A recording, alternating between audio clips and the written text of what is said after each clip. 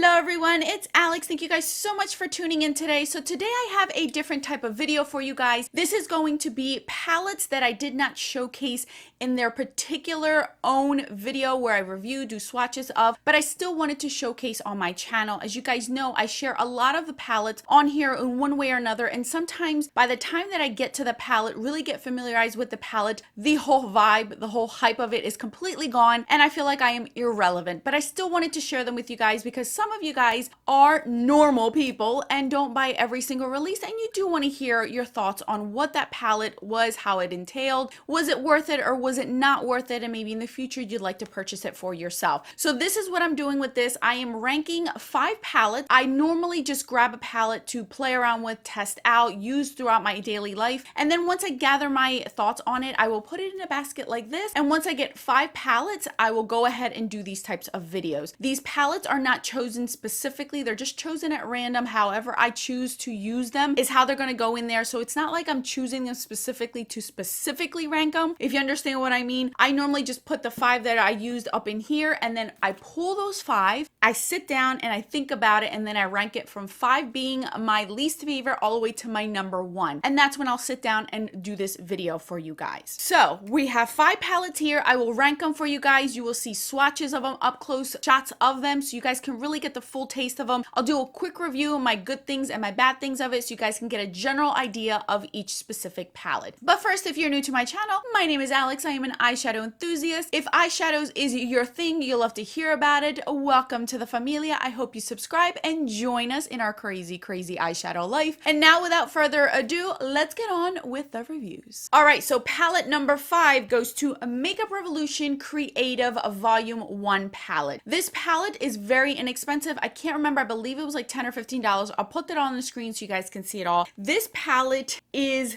coming with 24 eyeshadows. So you're getting 24 eyeshadows, you're getting a variety of colors. You're not getting just bold, bright looks. You're also getting neutral eyeshadows in here, which I do appreciate. You are getting a mixture of mattes and shimmers as well as metallics. The packaging of this is beautiful. It is that beautiful peacock type of packaging. So pretty. Very sturdy, very heavy. I really like the packaging of this, and it brings a very generous mirror. So I have used that to use for other looks. Now this palette, the reason why it's number 5 is because of its inconsistency in its shadows. This palette is not terrible. Every look that I came out with I really enjoyed, but I had to play around with it because every shadow is a little bit different from the other. Some are super pigmented and saturated, others are crumbly, and I had to pack it on, put a shadow base under it, put a sticky base under it. You understand what I mean? So, and that isn't a surprise when it comes to Makeup Revolution shadows. There are certain lines in Makeup Revolution that are amazing in their formula. Majority of their shadows are great, and this one unfortunately is not in that line. It is still wearable, it is still doable. I can't say that this is the worst palette I've ever tried, but we are all well aware that Makeup Revolution has hits or misses, and that's how it goes with this one. I don't hate it. I am not regretting the fact that I purchased it. I still love the color story of it. I can still see myself getting use out of it because I was able to get beautiful looks on it.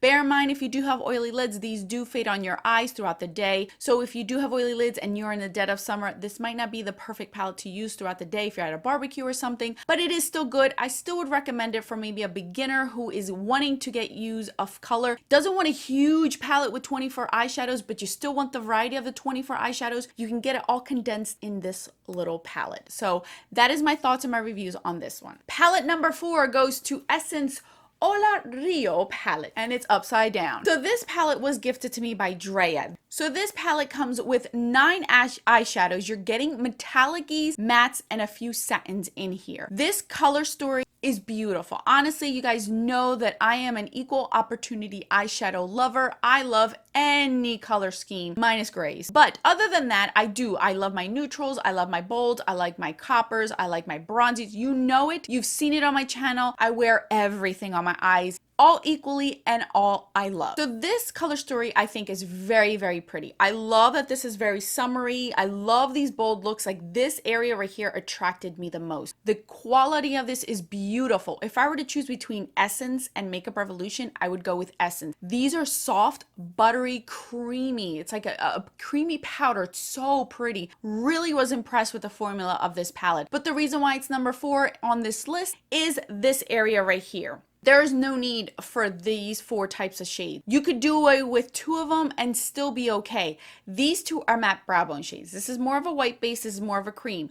This is more of a cream, this is more of a brownie one, and these are both satins. There's no need for that. You don't need that many in here. I was hoping to have one more neutral transition shade. The only transition shade and the only matte that you can actually work with is this brown right here, this brownish red. That is it. I had to pull a different palette every time I wanted to use this one to add a transition shade, to add an outer V shade, to add something else, a different element to this palette. It was either a colorful palette or a neutral matte palette. It didn't matter. I had to pull something out for an extra transition shade. This is way too dark to use on my actual transition and try to make it a transitional look. Duh. So that's the reason why this is number 4. It has nothing to do with the quality. It has to do more with the colors that they chose and the finishes that they chose. Palette number 3 goes to Maxup the Makeup Flower Child palette. Now, I recently did a review on the Ready Set Summer palette, and this one was an older palette, the very first palette that they had ever come out with. This brand is relatively new. It is an indie brand, and I gotta tell you, this one is so pretty. This is definitely that hippie 70s vibe, the flower child vibe. You could see it in the packaging as well as the actual color story. This brand itself, I love the fact that they do themes with their palette, and they stay true as far as their color story and their packaging. You're not getting a flower child palette with neutral shades in it. You're actually getting something that looks like a flower child palette. So with this palette, you're getting those bright bolds, but you're also getting these subdued, deeper shades in here. Beautiful. The quality of this one honestly was more consistent than the Ready Set Summer one. The Ready Set Summer, if you saw that review, I'll link it up in the iCards. 2 of the shades were not so par with the rest of them. This one, I didn't find the case to be that. Beautiful. I love the color story of this. It broke my heart to put this one in number 3, but the other 2 that I'm going to share with you guys just blow me away, and that's the reason why there's nothing wrong with this palette. If you like this type of vibe, if you like this type of color story, I think you're really going to enjoy it. This one's really good. I did like this one a ton. I'm not personally a 70s hippie type of person. This palette is really good. I really enjoyed it. It was fun to play with. I think that this one's a great quality one. This brand hopefully will come out with more fun stuff because I really do like their theme that they have going on with this brand. All right, palette number 2 goes to Menagerie Courtship Eyeshadow palette. This one is beautiful. I am definitely going to be gifting this one to somebody for Christmas. This is a palette that is so inexpensive that this brand in general just blows the crap out of me. It is so amazing, you guys. Seriously, you need to try this brand for you. I might do a giveaway just to give one of you guys the opportunity to try this brand out. That's how much I love it. So this one brings 6 eyeshadows. You are getting 4 mattes and 2 intensely metallic eyeshadows. When I mean intense, they are intense, but you can go in with a light hand and get a light wash. The colors of these are beautiful. The actual pigmentation is so saturated. I'm repeating this again if you did not see my review of the Whale Song palette. You need to be really, really confident in your skills when wearing color with this brand because the saturation is absolutely ridiculous with this brand. You will go in very light-handed because I'm even swatching these. You're going to get so much on your fingers. You guys saw how they stained my fingers. This one is the most neutral palette that they have in their line, and I think that this one's probably going to be the one that everyone's going to enjoy the most. Again, like I said, I'm actually going to gift this one for Christmas for someone. There's absolutely nothing wrong with this palette. I loved everything about it. It lasted all day. I actually wore this one to the zoo, and it lasted all day in this heat, humidity, and sun blazing on me. Not one bit of it faded. I actually mixed these 2 center ones together to get my perfect pinky gold shift, that peachy gold shift that I love on an eyeshadow. So I mixed these 2 together and that's what I got because you guys know I am an eyeshadow concoction individual. This one is amazing. I'm telling you, the only reason why I didn't put this one as number 1 in this 5 is because the number 1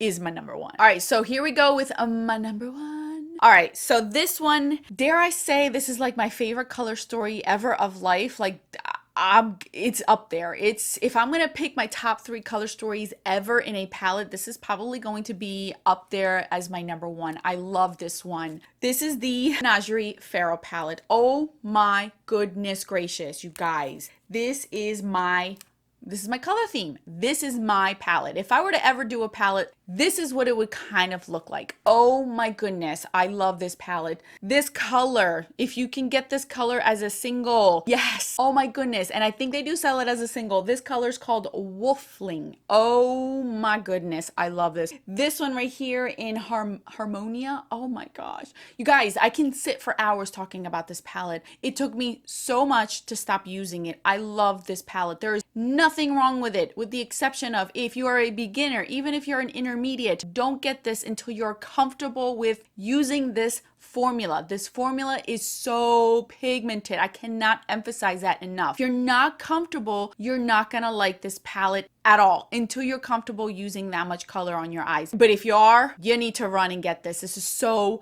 beautiful. All right, you guys, so that is my 5 palette roundup. I hope you guys enjoyed it. I have no clue what I'm gonna call this yet. Maybe I'll call it the 5 palette roundup. I don't know. But I hope you guys enjoyed it. I will link these down in the description box. But before you go, I will be directing you guys to a new video. I will catch you guys into that video. Until then, bye guys.